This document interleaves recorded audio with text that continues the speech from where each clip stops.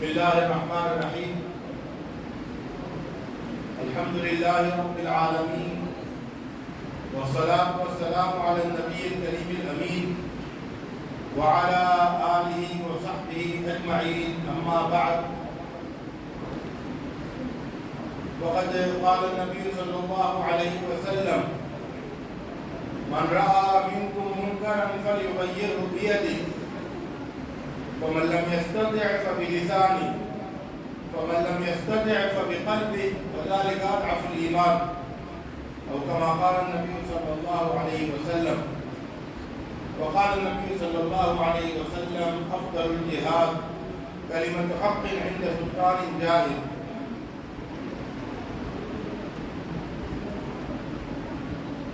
برادران اسلام، میرے بزرگوں، نوجوان ساتھیوں اور عزیز بچوں،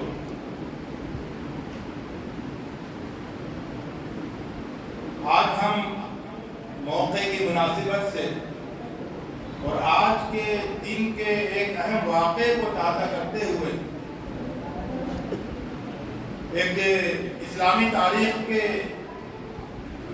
ایک مشہور بلکہ مشہور ترین شہیدوں میں سے ایک شہید حضرت امام حسین رضی اللہ تعالی عنہ کی شہادت کے حوالے سے گفتگو کریں گے کہ اس میں ہمارے لیے سبق کیا ہے۔ ہمارے لیے وہ محض ایک واقعہ نہیں ہے، بلکہ وہ ایک سبق ہے، اور وہ سبق امت ہر سال تازہ کرتی ہے، اور اس سبق سے امت کے ضمیر کو، امت کے دل کو اور دل کے اندر چھپے ہوئی ایک تمنا کو نئی زندگی ملتی ہے۔ وہ تمنا کیا ہے؟ اس کے لیے ہمیں اسلامی تاریخ پر ایک نظر ڈالنا ہوگی۔ اللہ کے رسول صلی اللہ علیہ وسلم آخری رسول کے ذریعے سے جب اسلام اس دنیا میں آیا تو وہ کوئی معمولی واقعہ نہیں تھا۔ وہ دنیا میں بہت سارے مذاہب میں ایک مذہب کا اضافہ نہیں تھا، بلکہ دنیا میں وہ ایک بہت بڑی بڑی تبدیلیوں کے ساتھ آئے تھے۔ وہ تبدیلیاں کیا تھیں؟ ان میں سے پہلی تبدیلی یہ تھی کہ دنیا معبودیت کے طاغوت کے شکنجے میں گرفتار تھی، طاغوت کی عبادت کرتی تھی،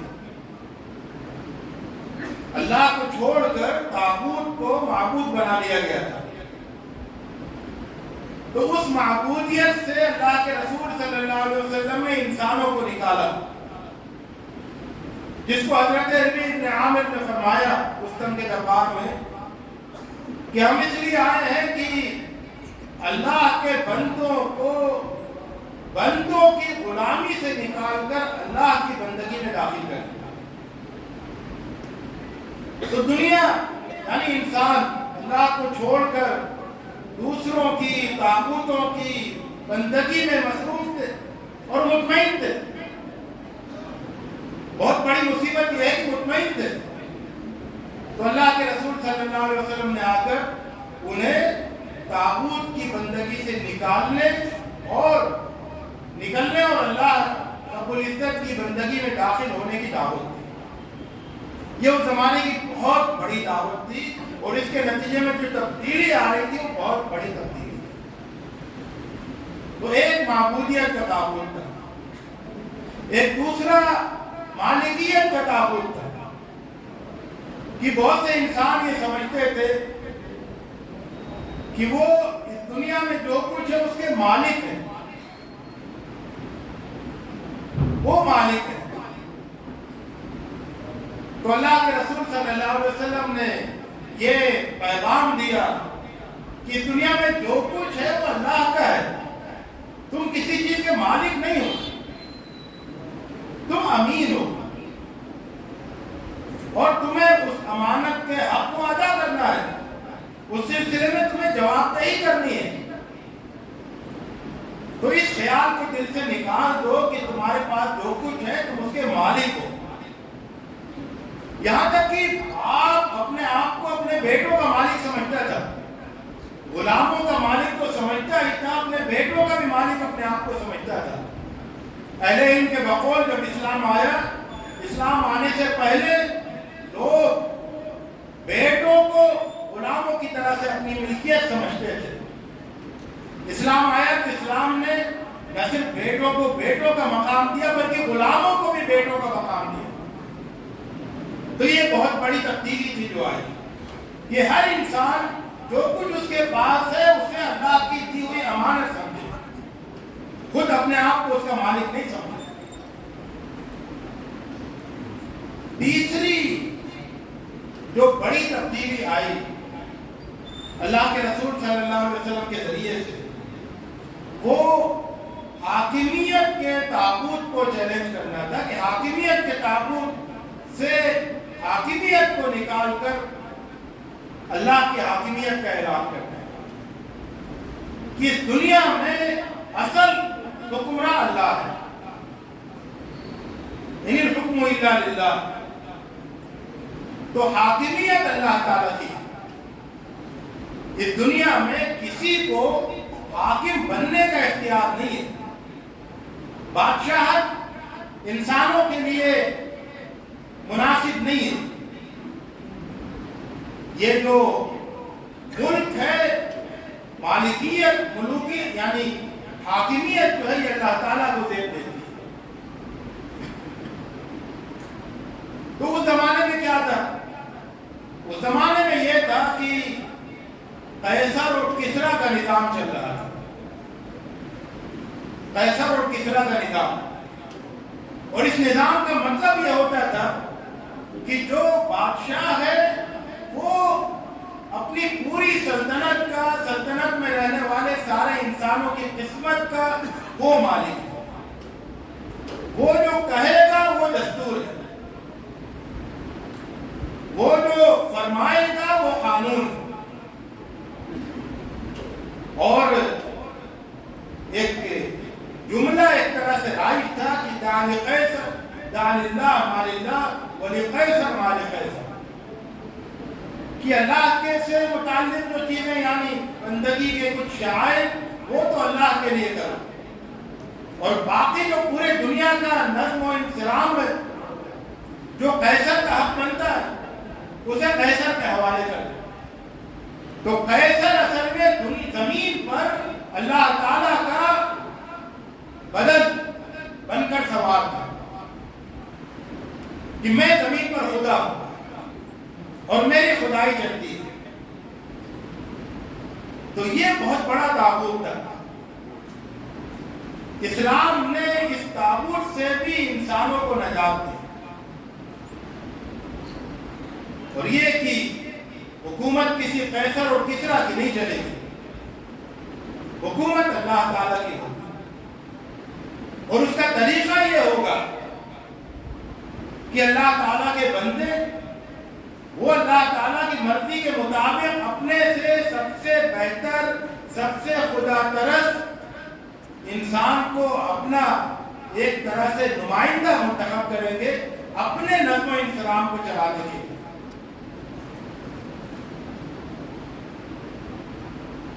یہ زمین اس پر جتنے بسنے والے ہیں ان سب کو اللہ تعالیٰ نے خلیفہ بنایا ہے نا۔ خلیفہ بننے کا مطلب یہ ہے کہ ہر شخص اس زمین پر ایک انسان کی حیثیت سے بااختیار ہے۔ تو کسی ایک انسان کو یہ اختیار نہیں ملنا چاہیے کہ وہ سارے انسانوں پر اپنی قوت سے، اپنے جبروت سے وہ حکومت کرے۔ وہ اس لیے سب کے اوپر حکومت کرنے لگے کیونکہ اس کو زیادہ طاقت حاصل ہو گئی، کیونکہ وہ زیادہ طاقتور، اس کے پاس جماعت ہے، اس کی پارٹی زیادہ طاقتور ہے، اس کا قبیلہ زیادہ طاقتور ہے۔ تو محض اس بنیاد پر کسی انسان کو اس بات کا اختیار نہیں دیا جا سکتا ہے کہ وہ اپنے ہی جیسے بہت سارے انسانوں پر بادشاہ بن بیٹھے اور ان کے فیصلے خود کرنے لگے۔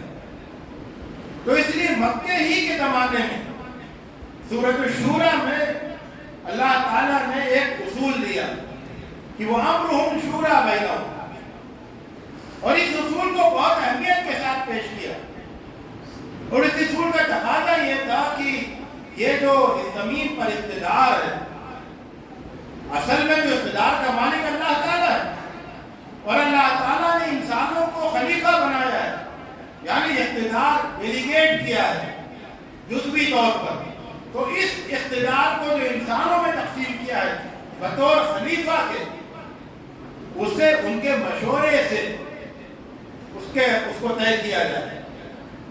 تو جو ان کا امیر ہو وہ بھی ان کے مشورے سے طے ہو، اور جو ان کے فیصلے ہو وہ بھی ان کے مشورے سے طے ہو، اور ان ساری چیزوں میں یہ بات سامنے رہے کہ وہ اللہ کے لائق ہو، یعنی جو بھی فیصلے ہوں گے وہ اللہ کی مرضی کے مطابق ہوں گے، انسانوں کے مشورے سے ہوں گے لیکن وہ مشورہ اللہ کی مرضی تک پہنچنے کے لیے ہوگا۔ تو اس طرح سے دنیا پر جو قیصریت، جو کسرویت مسلط تھی، انسانوں کو اس سے نجات دی، اور یہ سلسلہ دیکھی بڑا اللہ کے رسول صلی اللہ علیہ وسلم نے اپنے زمانے میں ایسے سارے بادشاہوں کو خطوط لکھے اور ان کو خبردار کیا کہ اب گویا کہ ان کے ختم ہونے کا زمانہ آ گیا ہے، اور اس کے بعد پھر اللہ کے رسول صلی اللہ علیہ وسلم کے بعد وہ سلسلہ جاری رہا، ایسے سارے تابوتوں کو ہٹا دیا۔ تو اس کے بعد اللہ کے رسول صلی اللہ علیہ وسلم کی اس دنیا سے رحلت کے بعد خلافت راشدہ کا زمانہ شروع ہوا۔ حضرت ابوبکر رضی اللہ تعالیٰ عنہ مسلمانوں کے مشورے سے خلیفہ ہوئے، اور انہوں نے اللہ تعالیٰ اور اللہ کے رسول صلی اللہ علیہ وسلم کی مرضی کے مطابق بہترین نظام حکومت قائم کر کے دکھایا اور بہترین حکومت کر کے دکھائی۔ اس کے بعد پھر حضرت عمر رضی اللہ تعالیٰ عنہ خلیفہ بنے۔ حضرت عمر رضی اللہ تعالیٰ عنہ بھی مسلمانوں کے مشورے سے خلیفہ ہوئے،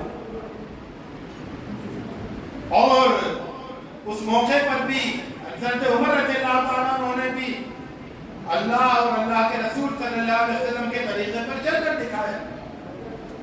حضرت عثمان رضی اللہ تعالیٰ عنہ اور حضرت علی رضی اللہ تعالیٰ عنہ وہ بھی مسلمانوں کے مشورے سے خلیفہ ہوئے، اور انہوں نے بھی اللہ کے اور اللہ کے رسول صلی اللہ علیہ وسلم کے راستے پر چل کر۔ تو یہ خلافت راشدہ کا ایک زمانہ تھا جو مسلمانوں کے لیے ایک مثال بن گیا، ایک نمونہ، حسین نمونہ بن گیا کہ مسلمانوں کی تاریخ، مسلمان جب اپنی تاریخ پر نظر ڈالتے ہیں تو ان کی نظر کہیں ٹکتی ہی نہیں ہے، وہ جا کر خلافت راشدہ کے زمانے میں جا کر ملتی ہے، کیونکہ وہ ایک مثالی زمانہ تھا جب خلیفہ کا انتخاب بھی مثالی طریقے سے ہوتا تھا، اور خلیفہ اپنے فرائض بھی مثالی طریقے سے انجام دیتا تھا۔ بیت المال مسلمانوں کا بیت المال تھا، وہ خلیفہ کا بیت المال نہیں ہوتا تھا۔ امت کے فیصلے مسلمانوں کے مشورے سے ہوتے تھے،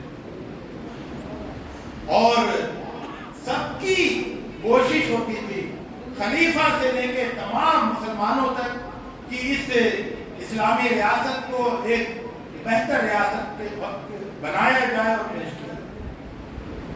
تو اس زمانے سے مسلمانوں کا قلبی لگاؤ ہے، خلافت راشدہ کے زمانے سے مسلمانوں کا قلبی لگاؤ ہے۔ ان سے جب پوچھا جاتا ہے کہ یہ 1400 سال 1500 سال کے زمانے میں کون سا زمانہ تم کو پسند ہے، تو خلافت راشدہ کا زمانہ، اس زمانے کا نام لیتے ہیں۔ بیچ میں بڑے بڑے حکمراں ہوئے اور بڑے بڑے کارنامے انہوں نے انجام دیے، لیکن مسلمانوں کا دل اصل میں اسی دور سے اٹھا ہوا۔ تو ایک بات تو یہ، لیکن یہ ایک افسوس کا، یعنی ایک مسلمانوں کا گویا کہ شدید امتحان بھی ہوا، اور ایک تاریخ کا بڑا المیہ بھی رہا کہ خلافت راشدہ کے بعد پھر خلافت ملوکیت میں تبدیل ہو،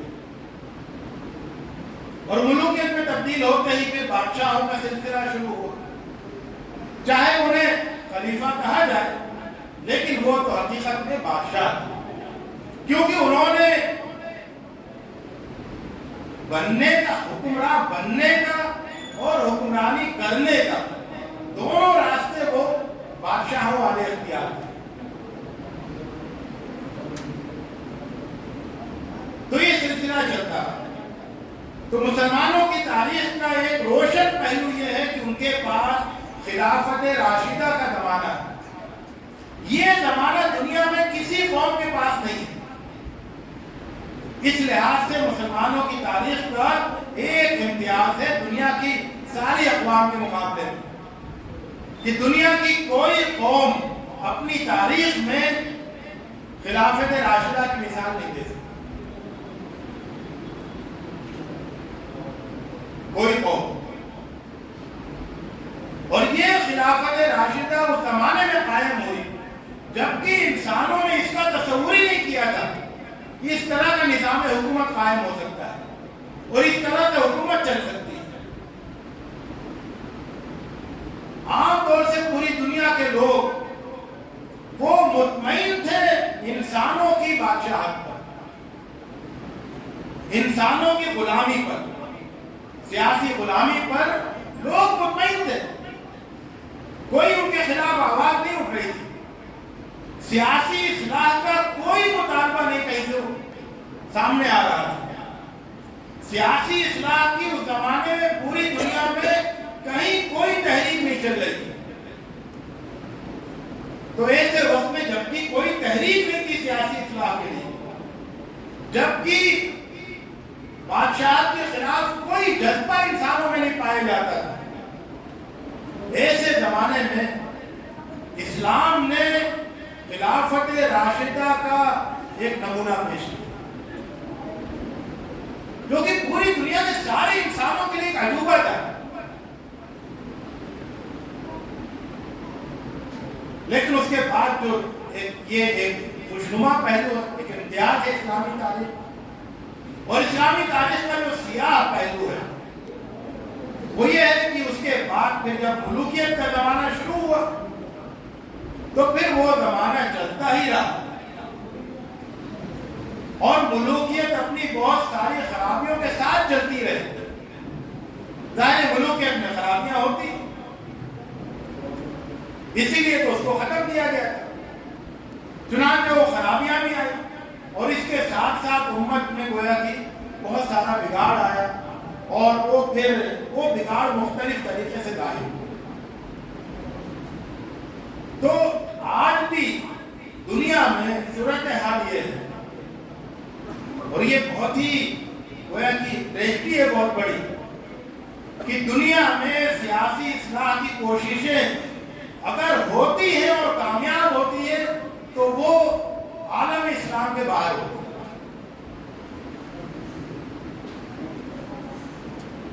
عالم اسلام کے باہر سیاسی اصلاح کی کوششیں ہوتی ہیں اور کامیاب بھی ہوتی ہیں، اور عالم اسلام کے اندر سیاسی اصلاح کی کوششیں ایک تو ہوتی نہیں ہے، ہوتی بہت کم ہے، اور جو ہوتی بھی ہیں تو وہ کچل دی جاتی ہیں آسانی کے ساتھ۔ یہاں تک کہ بہت سارے لوگوں نے یہ خیال ظاہر کرنا شروع کر دیا ہے کہ امت کے اندر سیاسی اصلاح کی کوئی تحریک اٹھنی نہیں چاہیے۔ یہاں تک لوگ کہتے ہیں برملا۔ تو اب ایسی صورتحال میں مسلمانوں کی عجیب کیفیت ہے، مسلمانوں کی عجیب کیفیت ہے، وہ ملوکیت کو جی رہے ہیں، ملوکیت کے ساتھ زندگی گزار رہے ہیں، ملوکیت ان کی زندگی میں رچ بس گئی، اور اس طرح سے رچ بس گئی ہے کہ صرف حکومتی ادارے نہیں بلکہ ہر سطح پر ملوکیت عائد ہو گئی، ہر سطح پر موروثیت شامل ہو گئی۔ چنانچہ آپ دیکھیں گے کہ حکومتوں کی سطح پر ملوکیت ہے اور موروثی ملوکیت ہے۔ ایک شخص بادشاہ بنتا ہے، حکمراں بنتا ہے، اور وہ یہ سمجھتا ہے کہ میری پوری جو یہ امت ہے یہ یتیم ہے، نابالغ یتیم ہے، اس کے پاس سمجھ نہیں ہے، نہ سمجھ ہے، اس کو ایک سرپرست کی، ایک نگراں کی ضرورت ہے، اور وہ نگراں میں ہوں، کیونکہ میں ان کا حاکم ہوں، میں ان کا بادشاہ ہوں۔ تو وہ امت کو کیا سمجھتے ہیں؟ ایک یتیم، نابالغ، ناسمجھ بچہ۔ پوری امت، دنیا میں 1 ارب سے زائد انسانوں پر مشتمل امت، اس کو یتیم بچہ سمجھا جاتا ہے، نابالغ، ناسمجھ، جو اپنے فیصلے خود نہیں کر سکتا۔ اور یہ صاحب جو ہے، یہ چاہے کتنے ہی بوڑھے ہو جائے، چاہے کتنے ہی اپنے ہوش و حواس کھو بیٹھے ہو، لیکن یہ ان کے سرپرست ہیں، ان کے فیصلے ہی بہتر فیصلے ہیں۔ اور اس کے بعد یہی نہیں، بلکہ جب یہ مر جائیں گے تو ان کے جو بیٹا ہے، چاہے وہ کتنا ہی چھوٹا ہو، کم عمر ہو، وہ اس نابالغ امت کی سرپرستی فرمائے گا۔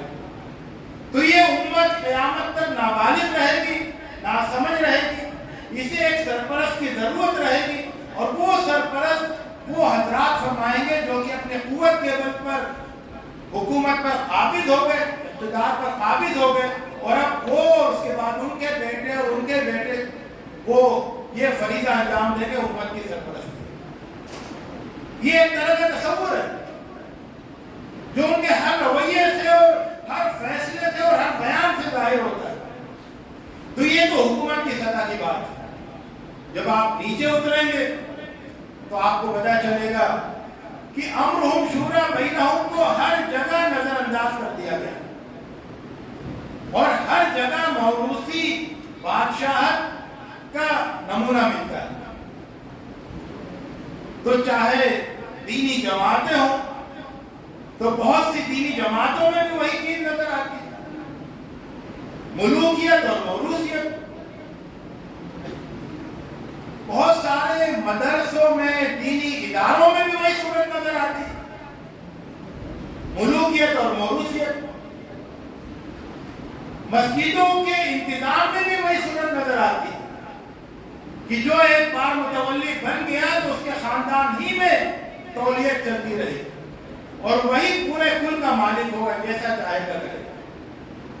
اور یہاں تک کہ گھروں میں بھی امرہم شورا بینہم کے اصول کو پامال کر دیا گیا، کہ جس سے کہ یہ اصول مسلمانوں کے لیے تھا ہی نہیں۔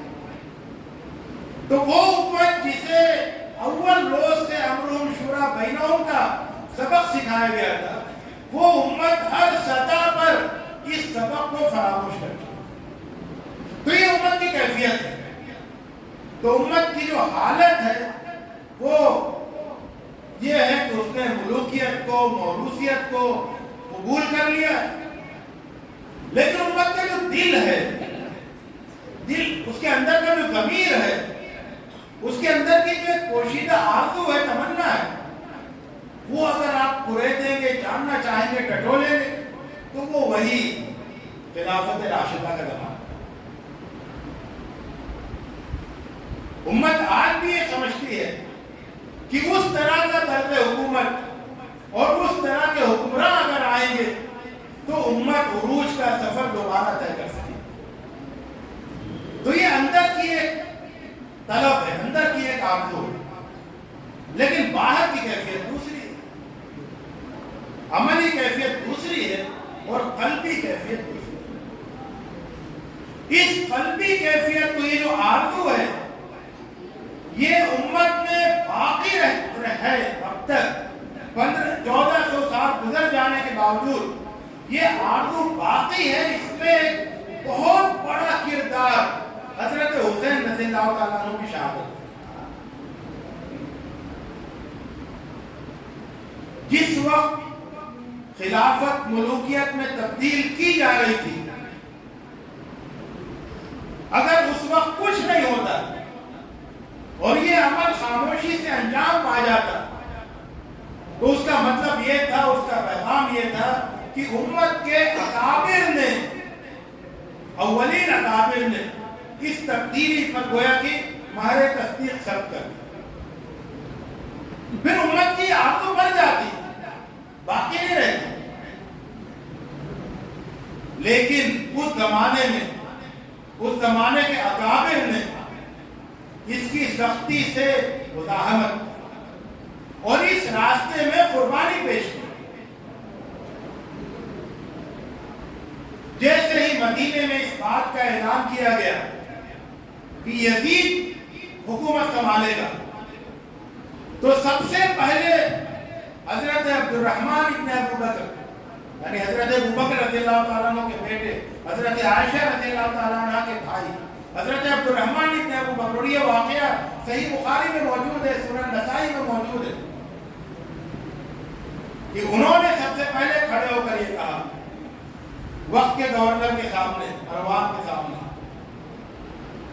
کہ یہ قیصر اور کسریٰ کا راستہ ہے، اسے ہم قبول نہیں کریں گے. دوڑا لیا گیا ان کو.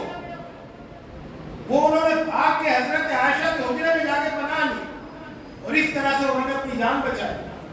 اور وہاں سے پھر گویا کہ اور بھی جو ان کے ہم خیال لوگ تھے وہ لوگ مکہ کی طرف نکلے.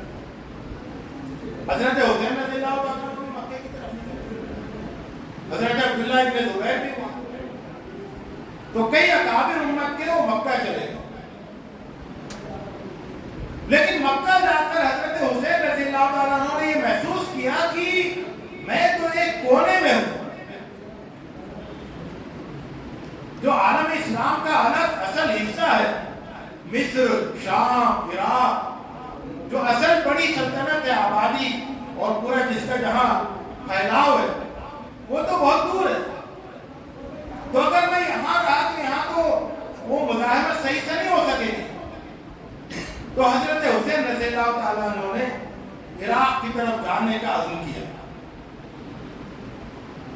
اس سے پہلے حضرت علی رضی اللہ تعالیٰ عنہ بھی یہ کر چکے تھے. حضرت علی رضی اللہ تعالیٰ عنہ نے جب یہ محسوس کیا کہ خلافت راشدہ کو مستحکم کرنے کے لیے مدینے میں رہنا مناسب نہیں ہے، کیونکہ مدینے کا مقام اپنی جگہ، لیکن وہ ہے جغرافیائی لحاظ سے الگ تھلگ، وہاں سے پوری سلطنت کو کنٹرول نہیں کیا جا سکتا. تو انہوں نے عراق کا سفر کیا اور وہاں پر اپنا دارالخلافہ بنایا.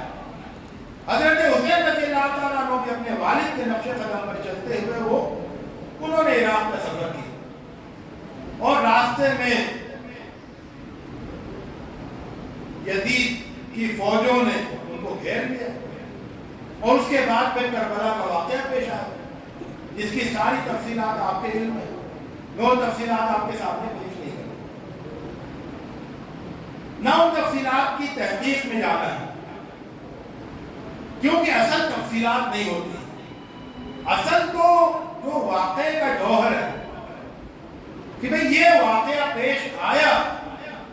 حضرت حسین رضی اللہ تعالیٰ عنہ خلافت کی بحالی کے لیے انہوں نے یہ سفر کیا اور انہوں نے اور ان کے خاندان والوں نے جو سب کے سب اللہ کے رسول صلی اللہ علیہ وسلم کے رشتہ دار تھے اور اس اہمیت کو سمجھتے تھے، دین میں خلافت کے مقام کو سمجھتے تھے اور ملوکیت کی کا جو دین سے اجنبیت کا تعلق ہے، غیریت کا تعلق ہے، اس کو بھی سمجھتے تھے.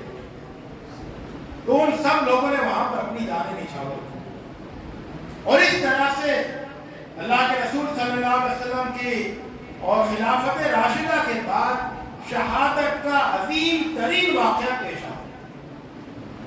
یہ واقعہ مسلمانوں میں اسی طرح سے منتقل ہوتا رہا پورے تواتر کے ساتھ جس طرح سے دیگر بہت سارے مسلمات منتقل ہوئے. اس واقعے میں شبہ نہیں کیا جا سکتا ہے، اس واقعے پر سوالات نہیں کھڑے کیے جا سکتے. یہ واقعہ تو پوری امت کو اسی طرح سے معلوم ہے جس طرح سے یہ معلوم ہے کہ جنگ بدر کہاں ہوئی اور جنگ احد کہاں ہوئی. تو حضرت حسین رضی اللہ تعالیٰ عنہ نے قربانی پیش کی اور آپ نے تنہائی قربانی نہیں پیش کی.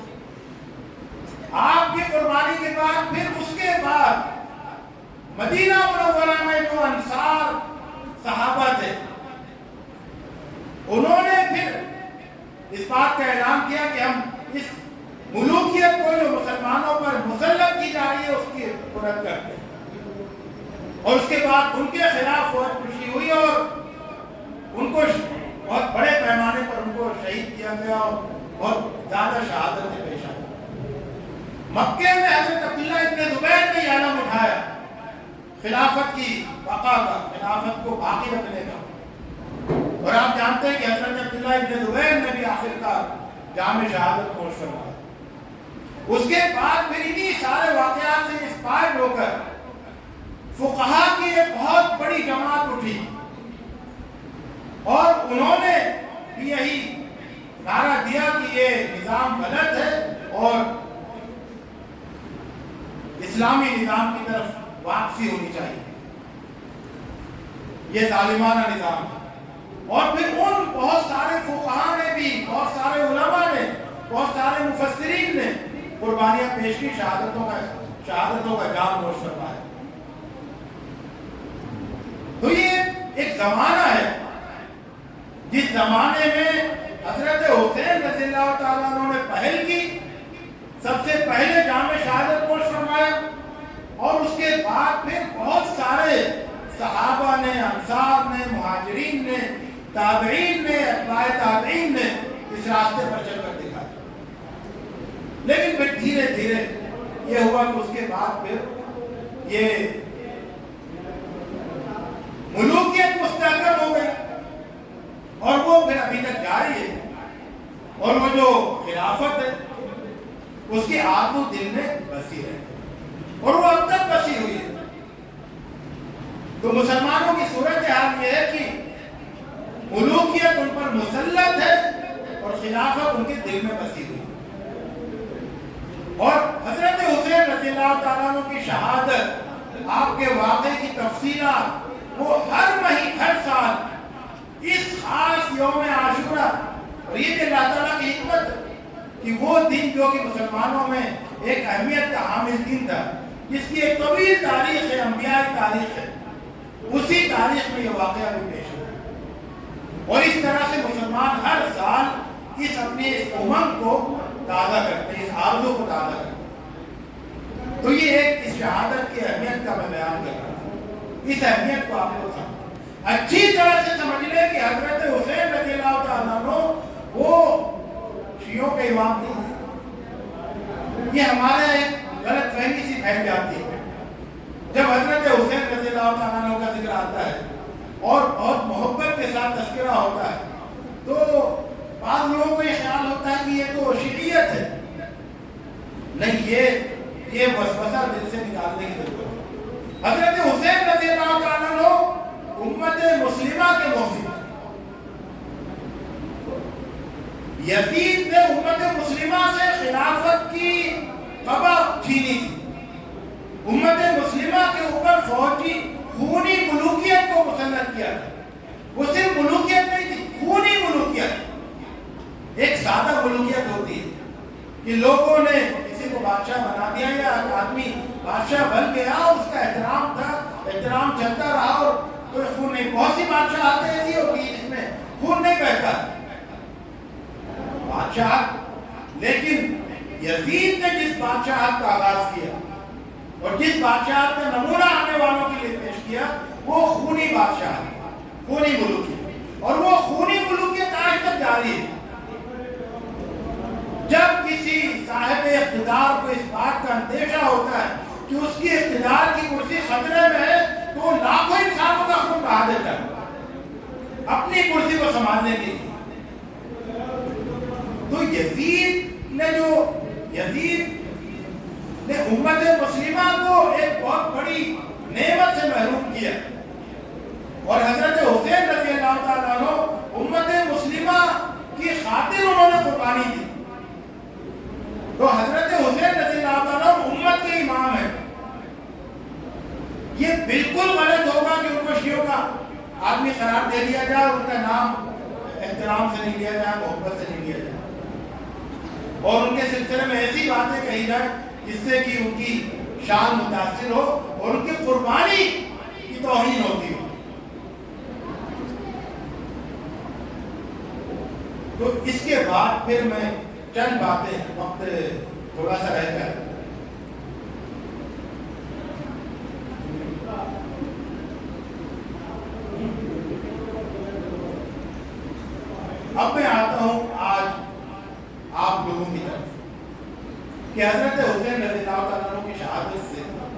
ہمارے نوجوانوں کو، اور وہ بھی ایمان کا جذبہ رکھنے والے نوجوانوں کو، جن کے دلوں میں ایمان کی شمع روشن ہے، جو اللہ تعالیٰ سے اور اللہ کے رسول صلی اللہ علیہ وسلم سے محبت کے دعویدار ہیں، ان کی ذمہ داری کیا ہوتی ہے؟ حضرت حسین رضی اللہ تعالیٰ عنہ نے ایک نمونہ نوجوانوں کے لیے چھوڑا کہ جب کوئی بہت بڑی برائی سامنے آ رہی ہے، یعنی جب کوئی برائی سامنے آ رہی ہے تو اس کو مٹانے کے لیے آگے بڑھنے کی جرأت ہونی چاہیے. یہ جرأت، شجاعت، بہادری برائی کا سامنا کرنے کی. اللہ کے رسول صلی اللہ علیہ وسلم نے فرمایا کہ من رأى منکم منکرا فلیغیرہ بیدہ، کہ اگر کوئی شخص دیکھے برائی کو تو اپنے ہاتھ سے اس کو مٹا دے، اور اگر کوئی اس کی استطاعت نہیں رکھتا ہو، یعنی اتنا کمزور ہو کہ اپنے ہاتھ سے کچھ نہیں کر سکتا ہو، یعنی کچھ کوششیں اس کے لیے نہیں کر سکتا ہو، ہاتھ کا مطلب صرف وہ نہیں، یعنی کچھ کوششیں اس کے لیے نہیں کر سکتا ہو، تو زبان تو ہے اس کے پاس، اگر وہ بے بس ہے تو اپنی زبان کا استعمال کرے برائی کو روکنے کے لیے، مٹانے کے لیے. اور اگر زبان کھولنے کی بھی اس سے اجازت چھین لی گئی ہے، اس کے ہونٹ سل دیے گئے، تو دل سے برا مانے. اور یہ بتایا کہ ایمان کا کمزور ترین درجہ ہے، اس کے آگے پھر ذرہ برابر ایمان نہیں. یہ جو حدیث ہے اس میں جس جرأت کا مطالبہ کیا گیا وہ جرأت حضرت حسین رضی اللہ تعالیٰ عنہ نے پیش کی. تو برائیوں کے سلسلے میں ہمارے اندر ایک جرأت مندانہ موقف ہونا چاہیے، ہمارے بڑوں کے اندر بھی، ہمارے بچوں کے اندر بھی، اور خاص طور سے ہمارے نوجوانوں میں.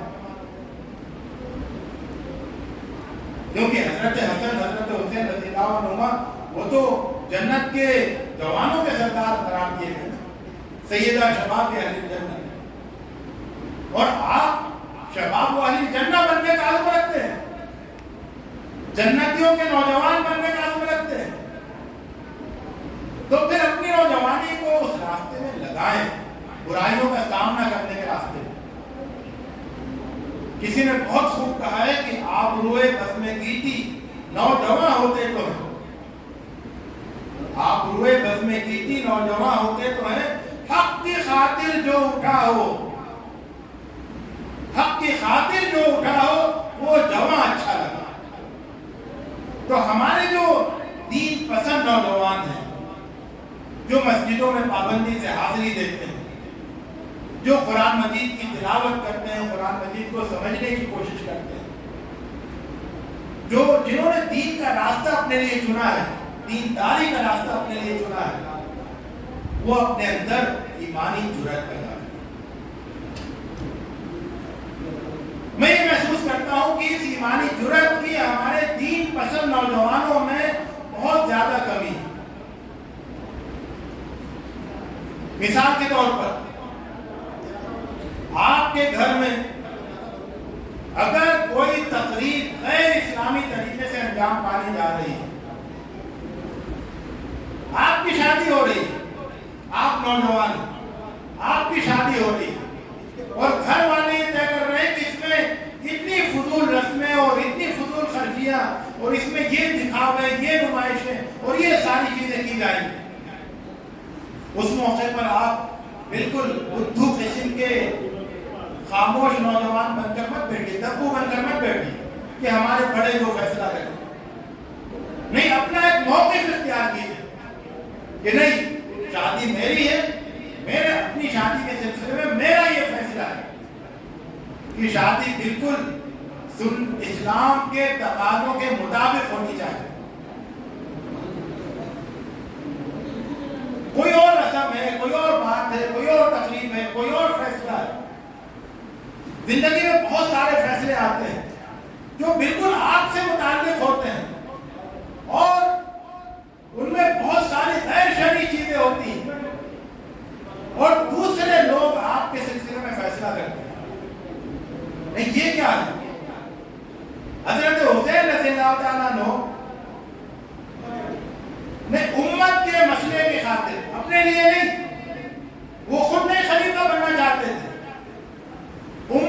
کے مسئلے کی خاطر انہوں نے بڑھ کر قربانی کی اور ایک زبردست جرأت کا نمونہ پیش کیا۔ آپ کے اپنے سلسلے میں فیصلے کیے جاتے ہیں جن میں بہت ساری باتیں اسلام کے خلاف ہوتی ہیں، دین کے تقاضوں کے خلاف ہوتی ہیں، قرآن و سنت کی تعلیمات سے ٹکرانے والی ہوتی ہیں، اور آپ اس وقت دبو بنے رہتے ہیں، کمزوری کا ثبوت دیتے نہیں۔ اگر حضرت حسین رضی اللہ تعالیٰ عنہ کا نمونہ آپ کے سامنے ہے تو آپ ایک جرأت مند نوجوان بنیے۔ پہلا فیصلہ یہ کیجئے کہ آپ کے سلسلے میں جو بھی فیصلے ہوں گے، آپ سے متعلق جو بھی کام ہوں گے جہاں پر آپ مرکز و محور ہیں، وہ پورے طور پر اسلام کے مطابق ہوں۔ عجیب و غریب بات ہے کہ بہت سے گھروں میں ہم نے دیکھا کہ جو بگڑے ہوئے نوجوان ہیں وہ اپنی ہر بات منوا لیتے ہیں۔ وہ سگریٹ پینے کے بھی پیسے لے لیتے ہیں اپنے والدین سے، اور جب اور بگڑتے ہیں تو شراب پینے کے بھی پیسے لے لیتے ہیں اپنے والدین سے، اور ان کے دیندار والدین پیسے دے دیتے ہیں ان کی ضد کے آگے۔ لیکن جو ہمارے دین پسند نوجوان ہیں وہ اپنے دیندار والدین سے دین کے تقاضے نہیں منوا پاتے، آخر میں کہتے ہیں کہ میں کیا کروں، والدین کی ضد ہے۔ نہیں، آپ کی اپنی ضد ہونی چاہیے، کیونکہ آپ کی ضد آپ کو بھی آپ کے والدین کو بھی گناہوں سے بچائے گی۔ تو دین کی خاطر، اللہ کی خاطر ضد کرنے والے اور اڑ جانے والے نوجوان بنے، یہ تو آپ کے اپنے سلسلے میں۔ اور اس کے بعد پھر جو سماج میں پھیلی ہوئی برائیاں، خاندان میں پھیلی ہوئی برائیاں، سماج میں پھیلی ہوئی برائیاں، ان برائیوں کو مٹانے کے لیے بھی نوجوانوں کو سامنے آنا چاہیے۔ سماج میں بھی آپ ایک کمزور ایلیمنٹ نہیں مانے جائیں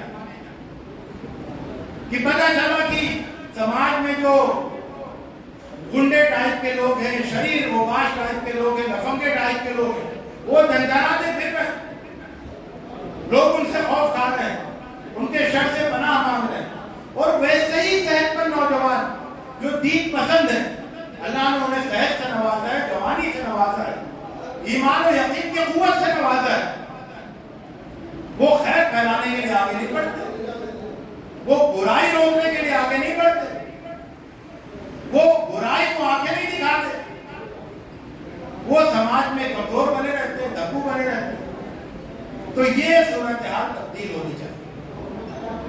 حضرت حسین رضی اللہ تعالیٰ عنہ کے نقش قدم پر چلنے کا مطلب یہ ہے کہ آپ کچھ قربانی دینے کے لیے تیار ہیں۔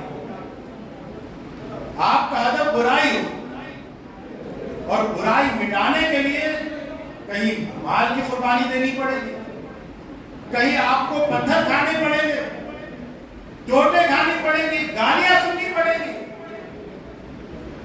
لوگ برا بھلا کہیں گے، لوگ دھکے دے کے نکالیں گے، لیکن اس سب چیزوں کے لیے آپ تیار ہیں، کیونکہ حضرت حسین رضی اللہ تعالیٰ نے یہ سب کر کے دکھایا، حضرت عبداللہ ابن زبیر رضی اللہ تعالیٰ نے یہ سب کر کے دکھایا۔ آپ کو معلوم ہے کہ حضرت عبداللہ ابن زبیر رضی اللہ تعالیٰ نے جب شہید کیے گئے اسی خلافت کی بقا کے لیے، تو ان کی لاش کتنے دن تک سڑک پر لٹکی رہی، دروازے پر شہر کے، کس مکہ شہر کے دروازے پر، ان کی پوری ماں کے سامنے۔ تو یہ ایک بہت بڑا سبق ہے جو ہمیں تازہ کرنا چاہیے کہ ہم ایک جرأت مند مومن بنیں، برائیوں کو مٹانے کا کام، بھلائیوں کو پھیلانے کا کام، یہ وہ فریضہ ہے جو ہماری زندگی کا سب سے اہم فریضہ ہے۔ اس کو ہم انفرادی طور پر اور اجتماعی طور پر بھی اس فریضے کو انجام دیں گے، ہم دنیا میں بڑی تبدیلی نہیں لا سکتے، اپنے گھر میں لا سکتے ہیں، اپنے محلے میں لا سکتے ہیں، اور سب سے پہلے اپنے اندر لا سکتے ہیں۔ خود اپنے اندر تبدیلی لانے کے لیے آپ کو ایک جرأت مند انسان بننا ہوگا، قربانی دینے والا انسان بننا ہوگا، اور اپنے خاندان میں تبدیلی لانے کے لیے بھی آپ کو جرأت و شجاعت کا مظاہرہ کرنا ہوگا، اور سماج کو بدلنے کے لیے آپ کو بہادر اور جرأت مند بننا ہو. تو اسی پیغام کے ساتھ میں اپنی گفتگو کو مکمل کرتا ہوں. اللہ رب العزت سے دعا ہے کہ وہ ہمیں جرأت حسین عطا فرمائے, ہمیں حسین رضی اللہ تعالیٰ عنہ جیسی ایمانی کیفیت عطا فرمائے. حق سے جو محبت حضرت حسین رضی اللہ تعالیٰ عنہ کی تھی وہ محبت ہمیں عطا فرمائے. اور جن نوجوانوں کی حضرت حسین رضی اللہ تعالیٰ عنہ سرداری فرمائے جنت میں, ان نوجوانوں کے ہجوم میں ہم کو بھی شامل فرمائے. اللہ رب العزت ہماری دعاؤں کو قبول فرمائے, ہمارے راستے کو روشن کرے اور ہمارے لیے اپنے رضا کے راستے, خوشنودی کے راستے کھولے. وآخر دعوانا الحمدللہ.